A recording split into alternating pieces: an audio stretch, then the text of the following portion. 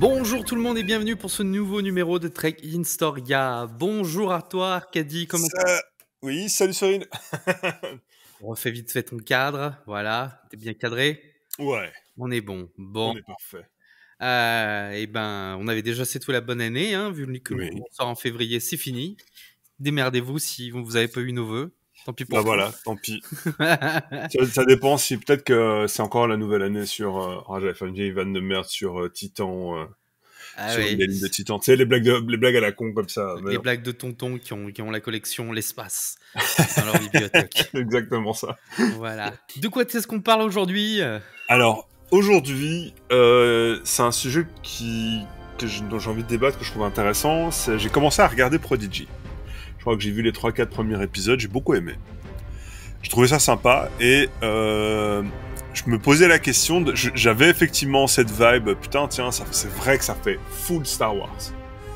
Tu ne ressens pas Star Trek et c'est même pas une question de ton, c'était, il y avait un truc, j'arrivais pas à mettre le doigt dessus et à un moment donné, je pense avoir mis le doigt dessus, c'est sur ça dont je voudrais parler aujourd'hui. Donc la question c'est pourquoi Prodigy fait visuellement tant Star Wars que ça.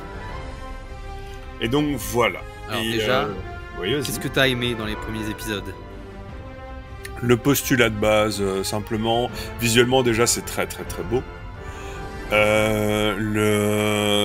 Franchement c'était le postulat, les personnages, il y a un petit truc que je trouve assez trekkie, qui est le monstre roche qui, dès que tu peux parler, en fait, est un enfant. Tu sais, ce côté, en fait, tu dois se faire attention à... Enfin, tu dois pas te fier aux apparences, qui pour moi, c'est assez trekkien. Le principe du héros, tu sais, le personnage principal qui est un peu une espèce de... Je peux pas faire confiance à personne, et en fait, c'est quand il dit, mais en fait, la fédération, c'est la même chose que ça ou un autre. C'est la même chose. Ils vont nous mettre des costumes, ils vont nous mettre au boulot, etc., etc. Et enfin, franchement, c'est des promesses qui m'intéressent. Et je vois en quoi ça pourrait plaire à des enfants, en fait. Voilà. Donc, je vais quand même continuer à regarder avec intérêt. Et j'espère qu'on va aller de plus en plus vers des épisodes Star Trek. Et, de ce que j'ai déjà entendu, apparemment, oui, quoi. Donc voilà, mais effectivement, je vois de ouf le côté série Star Wars, quoi, dedans, notamment pour le choix des couleurs, principalement pour les visuels, et pour un truc, et c'est là que j'ai compris, c'était les aliens. En gros, ce qui se passe, c'est que, à mes yeux, et c'est juste de théorie, c'est qu'en fait, la SF dans Alien, les aliens Star de Star Trek. Trek dépendent en fait des budgets de la série. Donc en fait, on était en 68 et en fait, les aliens de Star Trek, c'est des humains avec des prothèses au front et ou des prothèses nasales ou des prothèses un petit peu plus conséquentes. Le truc qu'il y a, c'est que quand tu croises d'autres formes de vie, je repense aux cailloux là, chez les mineurs dans l'épisode avec Spock là, où il y a où il y a un épisode avec TNG où en fait ils sont en train de terraformer une planète et je crois le sol était vivant, il y avait un truc comme ça. Et ben en fait les aliens de Starfleet sont des aliens fondamentalement humains. Je sais que même si dans la série des années 70, le dessin animé, ils avaient déjà mis la femme chat, le gars avec 3 bras. Et 3 jambes. Et 3 jambes, on reste sur de l'humain, quoi. En fait, c'est très récent qu'on a vu, à part les Klingons, c'est très récent. Où je pense à Discovery, t'as le gars là qui a peur de tout. Saru. Voilà, qui est vraiment alien, quoi, jusqu'à même ses pieds où il lui avait mis sur des espèces de chaussures, tu sais, où ils lui ont donné une forme de jambe particulière. Ouais, des Alors jambes que dans inversées. De quoi? Des jambes inversées. Ouais. Alors que dans Star Wars, dès le premier film, il suffit de regarder la scène dans la cantina. Il suffit de regarder l'équipage de base. Hein, t'as 3 humains et t'as 2 robots qui ont l'air complètement différents, C3PO, R2D2 et puis Chewbacca. En fait, d'entrée de jeu, l'espace est multiple. Il est très excessivement varié et ils interagissent entre eux. Et en fait, je pense que c'est ça, qu'en fait, quand Star Trek Prodigy crée son environnement de l'espace, bah, il crée des visuels très variés, et du coup, c'est trop varié pour ce qu'on a l'habitude de voir dans du Star Trek. C'est-à-dire, il n'y a pas assez de, c'est un être humain avec une prothèse sur le nez, quoi. Tu vois ce que je veux dire? Ouais, alors Voilà, ça, c'est mon ressenti. du coup, je vais juste te corriger, parce qu'à chaque fois, on se fait taper sur les doigts dans les commentaires. Star Trek TOS, c'est en 66. Voilà. Ah, Le 8 septembre 1966. on le saura, celui-là. Voilà, comme ça, hein, j'arrête de me faire taper sur les doigts à chaque fois. Je reviens sur ce que tu disais par rapport à Star Wars. C'est vrai que quand tu es dans Star Wars, le premier film, quand tu arrives à la cantina de Mos Eisley, t'en as parlé, Ouais. t'as ce côté chaotique, organique. Ouais. Un espace chaotique, organique que tu retrouves finalement dans Prodigy avec tous ces mineurs de différentes espèces C'est ça. qui travaillent ensemble, qui ont des formes différentes, même des formes indéfinies. Je pense au slime là qui les suit à chaque fois. Ouais. Et tu as donc ce boulbi-boulga de l'espace qu'on n'avait jamais vu dans Star Trek. Ou même quand on pouvait le percevoir, il était ordonné. Et oui, vas-y. C'est-à-dire que quand on a une espèce trop différente, elle est quand même que chaque individu se ressemble beaucoup. Oui. Ouais. Et aussi cette ces visuels très divers qu'on va retrouver dans Star Trek, parce qu'on va me les sortir. Hein, oui, mais tels épisodes de telle série, regarde, c'est de l'extraterrestre, mais c'est hors fleetien, c'est hors Starfleet. Oui. Quand vous êtes dans un vaisseau spatial, il y a des humains partout avec des prothèses sur le nez ou le front. Et c'est pourquoi ça coûte pas trop cher à faire. Tu vois, il y a quoi, je crois, il y a Diorville qui a fait l'espèce aussi, une boule de glaire, là. Oui. Voilà, donc je trouve que c'est assez révélateur parce que du coup, je pense que c'est ce qui a joué le petit côté ça fait Star Wars. Ça fait marque. Alors, je sais que on pourrait dire qu'il y a les Tellarites. Les Tellarites où on a vraiment essayé, c'est ceux qui ont un visage de cochon. Ouais, et puis t'as les bleus aussi, là, dans la toute première série avec les cheveux blancs. Les bleus, les Orions. Ouais. Voilà, les Orions, je les trouve encore assez anthropomorphiques quoi, par rapport aux Tellarites. Ce qu'on voit pas, et donc à l'époque ils ne l'avaient pas fait, c'est que les Tellarites avaient aussi les jambes inversées.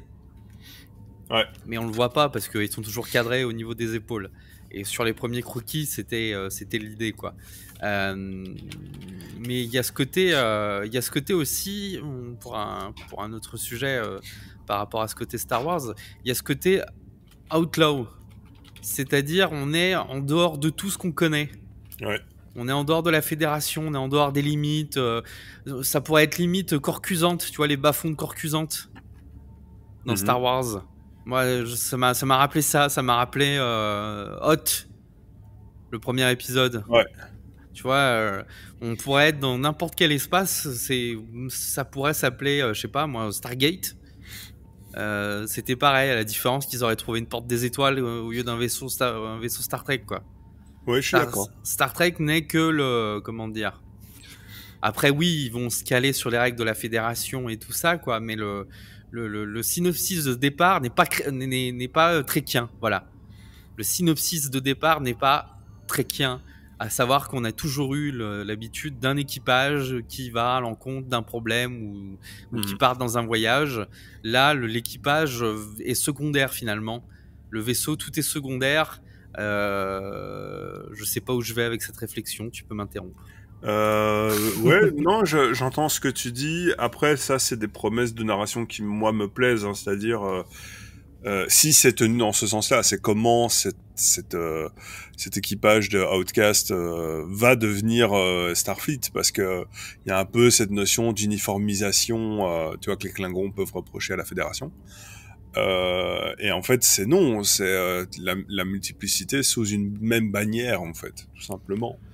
Et je suis curieux de voir comment ils vont évoluer sur ce truc-là. Mais par exemple, c'est intéressant quand tu parles sur les Tellarites, quand tu vois comment ils ont fait, parce que je regarde leurs prothèses, elles sont incroyables. Mais si tu regardes les Gamoréens dans dans Star Wars, donc des hommes cochons, c'est les gros porcs dans Star Wars 6. Les hommes porcins verts. Même leur corps raconte quelque chose. C'est un peu compliqué à... Par exemple, un qui a réussi à très bien faire ça à l'état série télé, pour moi, c'est Babylon 5. C'est-à-dire, quand tu te balades dans Babylon 5, rien que les Volgons... Les Vorlons. Les Vorlons, ça a rien à voir. Alors, tu as nos Tréquiens classiques... je me rappelle plus des noms, merde. Le napoléonien franco-italien, là. Tu as les Narnes et les... Tu as les Narnes et les... Dudu va me flinguer. Mon pote Durandal va me flinguer parce que je ne connais pas assez. Mais il y a évidemment, c'est les secteurs, je les vois plus. Bref, quoi qu'il en soit, je trouve que dans Babylon 5, il y a... les Centauri. Les Centauri et les Narnes. Et puis, il y a les Vorlons et simplement parce que c'est assez foisonnant dans le décor au sein même de la station, je me demande si du coup DS9 ne le fait pas. Eh bien, tu sens un univers mixé, un univers très... Alors que, mine de rien, quand tu regardes des Star Trek, tous les équipages, c'est des humains ou des humains look-alike et on va visiter des trucs qui n'ont rien à voir, en fait. Yeah.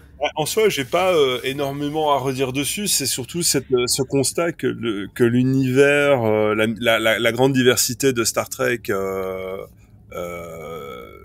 qu'on a l'habitude de voir, en fait, elle est extrêmement humaine ou anthropomorphique. Il y a même un truc comme ça, il y a un épisode, je crois, dans TOS où on te fait comprendre qu'on a chopé des civilisations. Il y a des mecs qui ont chopé des civilisations et qui les ont un peu disséminées partout dans la galaxie. Genre, il y a un épisode comme ça avec des Amérindiens. Oui, et il y a aussi dans TNG où on apprend pourquoi on se ressemble tous dans la galaxie. Voilà. Les films se le permettent, je crois. Pour pas non plus, ce n'est pas un crachat sur l'ambulance, hein, même quoi que ça veuille absolument rien dire, mais c'est juste une réflexion. C'est que quand moi je pense Star Trek, principalement je pense série, et que je pense que les films se le permettent. Je pense à la KTL, je pense à le bar qu'il y a dans l'épisode 6, le 6e film, je crois. Oui. Donc voilà, mais du coup j'ai cette impression que ils voulaient leur Star Wars Rebels, donc ils ont fait quelque chose qui s'en rapprochait, mais aussi cette extrême diversité, c'est que très récemment qu'on l'a dans Star Trek. Et surtout, faut pas oublier aussi que l'esthétique de Star Trek, c'est pas une ligne continue où ça n'est inspiré que précédemment dans Star Trek. C'est inspiré, tout a été inspiré par tout ce qui a été proposé. On l'a déjà vu, regardez le podcast sur la planète interdite. On parle de ça. Enfin, forcément Star Wars ça a une influence massive sur comment on représente la SF. Grievous, puis t'as les 10 films et tout, tu vois. Donc ça joue. Tiens, je viens de mettre un point. Grievous, le méchant robotique. Ouais. Mais on dirait trop Grievous, quoi. Oui, c'est ça. C'est un mélange entre Grievous et je trouve le logo de... je crois que c'est dans Rogue One, le robot. Ah, oui. Tu vois ? Ouais. Et en fait... et voilà, donc... c'est même pas une critique, c'était juste, je me disais, tiens, c'est quand même marrant. C'est parce que c'est comme un vampire dans Angel. À quel moment t'imagines qu'un vampire dans Angel devient avec des énormes ailes de chauve-souris et tout? C'est non, il a une prothèse sur le dessus de la tête, point. Tu vois, avec ses sourcils tout froncés, vampire dans Buffy, pardon. Avec ses sourcils tout froncés, compagnie, c'est une esthétique qui s'est imposée. Les vampires avec les énormes ailes de chauve-souris, c'est beaucoup plus tard qu'on a commencé à vraiment voir ça. Alors vous allez me dire, oui, le Dracula de Coppola, mais je parle du coup, si on commence ou Underworld, si on commence à faire un vampire à l'Underworld dans Buffy, tu te fais non, ça fait Underworld, ça fait pas Buffy. On est d'accord, mais là où je trouve, même si j'adore Prodigy, je trouve que Starfleet est un prétexte. Ça pourrait être n'importe quelle autre série que Star Trek. Ouais, ça, mais là on parle vraiment de la série en elle-même que je vais continuer à regarder. Ce sera le cas d'un autre épisode qu'on enregistrera où là je vais vraiment dire ok, on va parler Prodigy. C'était pourquoi ça ressemble à Star Wars. Pourquoi c'est cette réminiscence. Je verrai pour la suite parce qu'il y a Janeway qui vient d'arriver, il démarre un petit peu. Je suis un peu curieux de voir ce qui va se passer pour la suite. C'est vrai que ça peut être juste un prétexte, comme ça peut être une réussite pour la saison d'après. Faut pas oublier que non plus, je me fais un peu l'avocat, c'est que est-ce qu'on est encore vraiment le tout public est habitué à du Star Trek, tu Non. vois, c'est ça. Et de toute façon, le vrai problème de Star Trek, c'est qu'il ne marche qu'en miroir de Star Wars. C'est-à-dire Star Wars sort un truc, la Paramount veut sortir son produit de SF. Là, on est sur du contre-produit. Donc Star Wars a sorti son Rebels et a sorti toute la gamme qui va avec. Star Trek voulait son Rebels. Point barre. Oui, Star Wars. Ah non, c'est 2001 l'Odyssée de l'espace qui a inspiré, qui a relancé les films Star Trek. Entre autres, ça m'étonnerait pas de voir aussi arriver des univers en animé plus matures, plus sombres. Voilà, une des seules originalités qu'a sorti Star Trek, c'est son Lower Decks, finalement, en termes d'animation, que ne se permet pas Star Wars, ou c'est permis une fois Star Wars. Voilà. Dans la guerre des clones, il y a une sorte d'animé, la guerre des clones, un peu. Oui, fait par le mec de Samurai Jack, là. Ouais, exactement, voilà. Où c'est permis une fois. Bon, ben voilà, mais est-ce qu'on aura un jour un Bad Patch dans l'univers Star Trek en animé? Je crois pas. Je pense que là en plus, ils y reviennent. La saison 1 a été annulée et reprise sur Netflix. Donc, ça veut dire qu'on risque d'avoir une saison 2, une saison 3, et puis jusqu'à que la Paramount mette de l'ordre dedans, ça s'arrêtera là. Et tout sera éventuellement misé sur un univers Lower Deck, quoi. Ouais. Peut-être moins cher à produire aussi, parce que là, je vais parler à l'illustrateur que tu es, au dessinateur.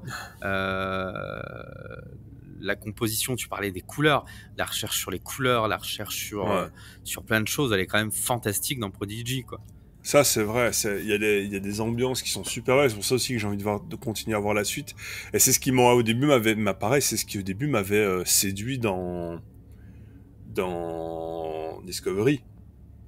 C'est qu'enfin, cette espèce de grandiose, fabuleuse, le sens du merveilleux entrait dans Star Trek. Et que, pour moi, Abrams, la KTL, avait amené le grandiose. Le grandiose de Star Trek dans Star Trek, c'est-à-dire le grandiose visuel avec des mouvements de caméra où il se permettait vraiment des trucs vraiment beaux à regarder et là il y avait de la beauté dans Discovery et il y a de la beauté dans Prodigy. C'est même les personnages qui sont pourtant des archétypes qui ont tendance à m'énerver. Par exemple, le héros, en fait, c'est l'américain, c'est l'archétype de l'américain, c'est-à-dire, je suis un peu con, mais j'ai l'énergie, je suis le cow-boy, quoi. Et c'est pour ça que j'ai ma place parmi vous.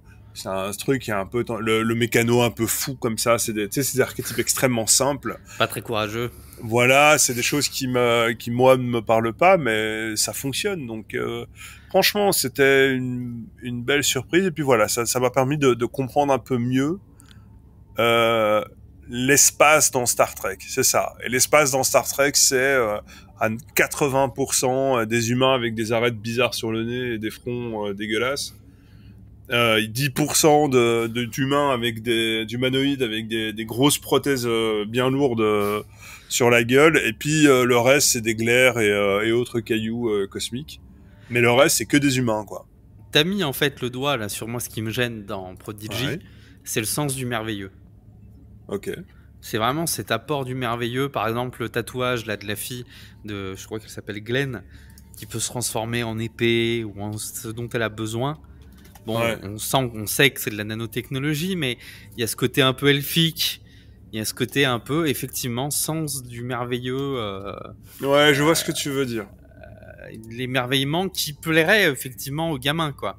J'ai pas joué au jeu. Il faudrait que je joue au jeu pour voir si le jeu est un jeu à patounes.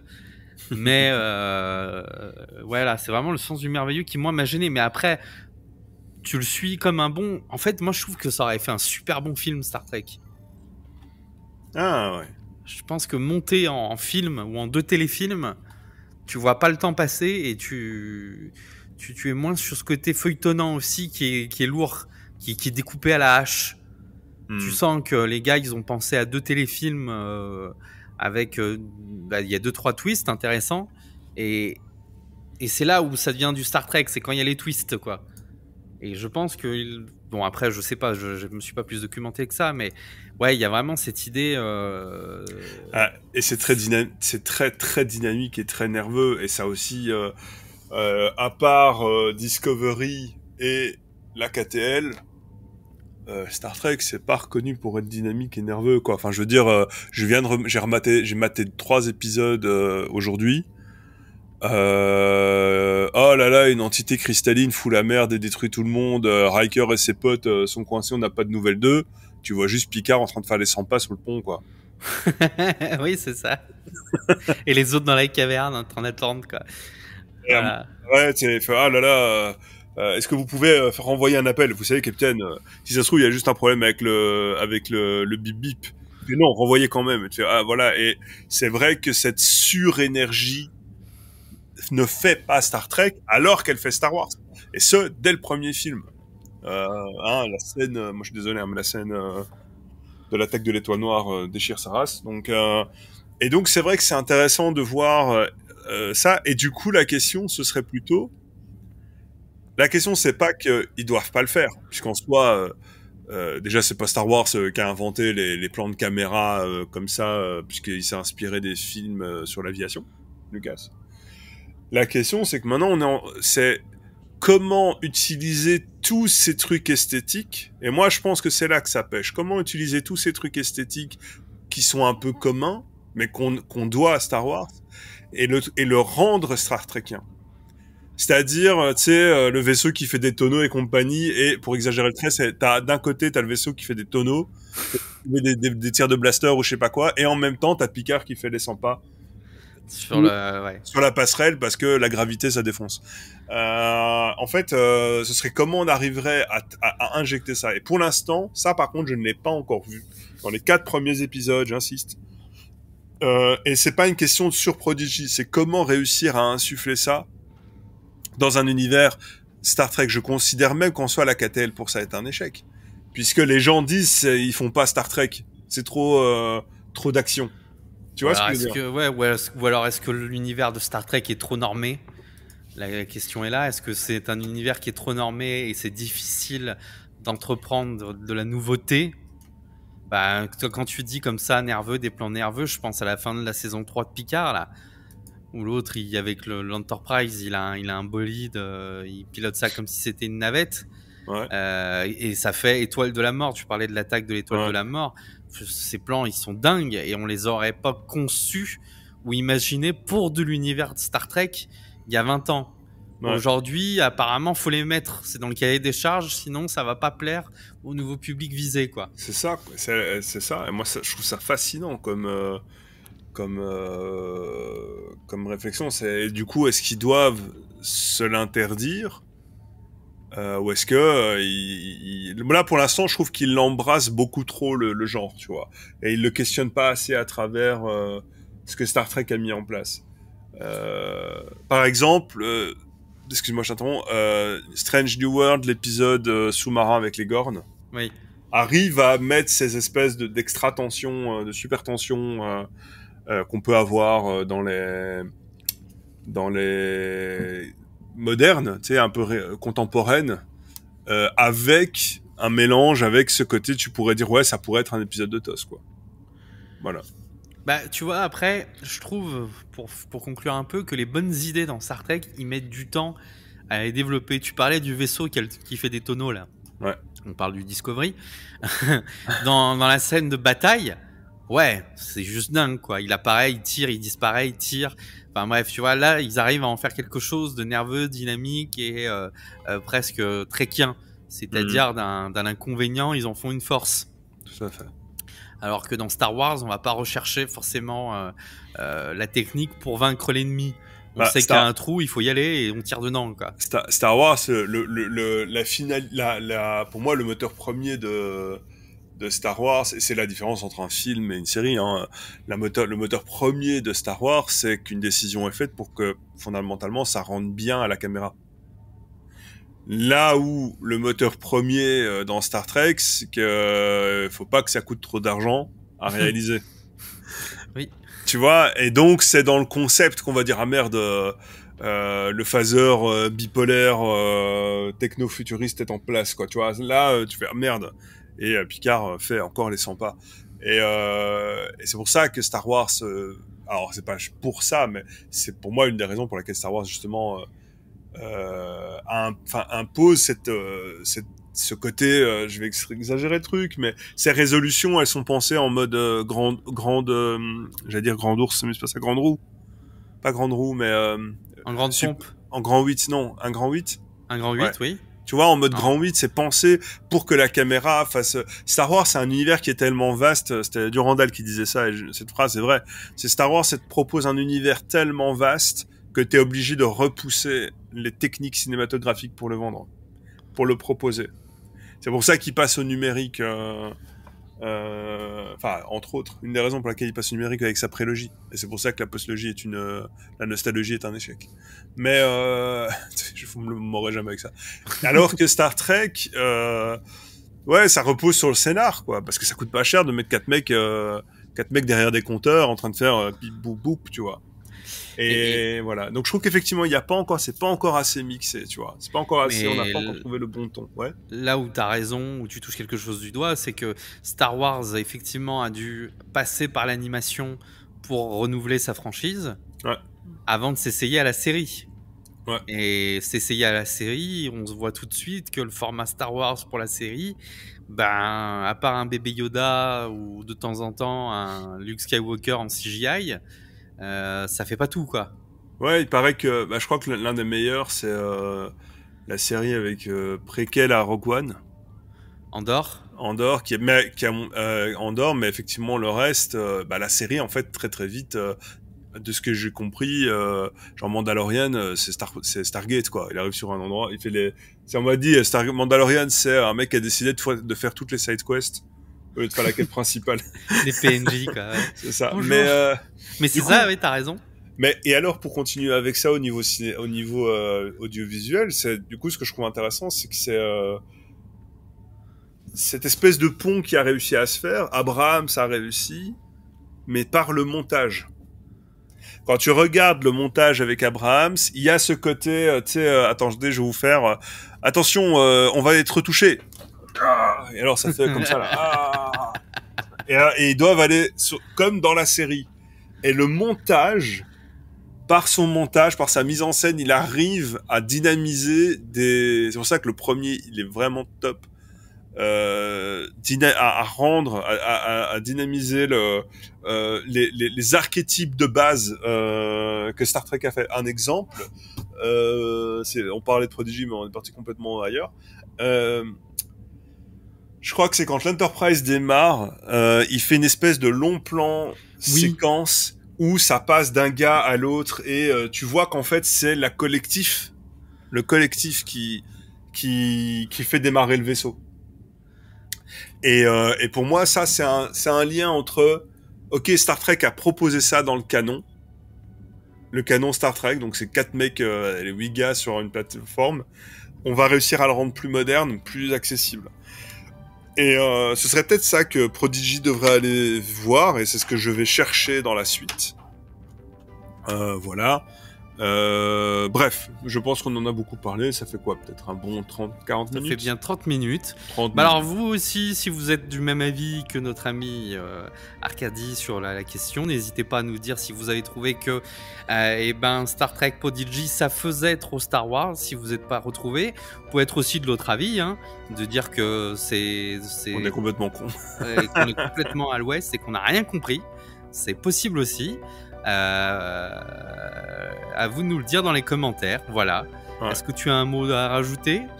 Oui, c'est surtout j'aimerais bien voir aussi les retours sur la notion de l'autre, de l'altérité dans Star Trek, comment elle est représentée à vos yeux. Est-ce que c'est à ce point, comme pour ma part je le ressens, extrêmement anthropomorphique avec de temps en temps des bestioles un peu cheloues, ou est-ce qu'en fait, si ça se trouve, c'est beaucoup plus mixé que ça, parce que je vous rappelle que j'ai pas tout vu de Star Trek, et il y a peut-être plein d'épisodes que j'ai oubliés. Pour moi, comme je le dis, hein, celui qui a vraiment réussi son coup, c'est Babylon 5.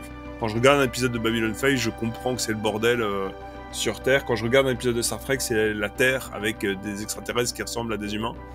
Tu sais, c'est des blancs qui embauchent d'autres blancs, même si, tu sais, c'est... Comment expliquer ça? Je suis reparti en couille totale. c'est des Européens qui embauchent des Québécois, tu vois. Les gars, si on dit avec les crêtes et tout ça, c'est pas vraiment les mêmes, mais c'est pas loin. Ils quoi, se ressemblent. Ils se ressemblent, tu vois. Je suis parti complètement en couille. T'es parti loin, ouais, je suis parti loin. Non, bon, j'assume, c'est une blague, hein, mais... Allez, gros bisous à tous. Gros bisous à tout le monde et à bientôt. Cyril, ciao. Ciao.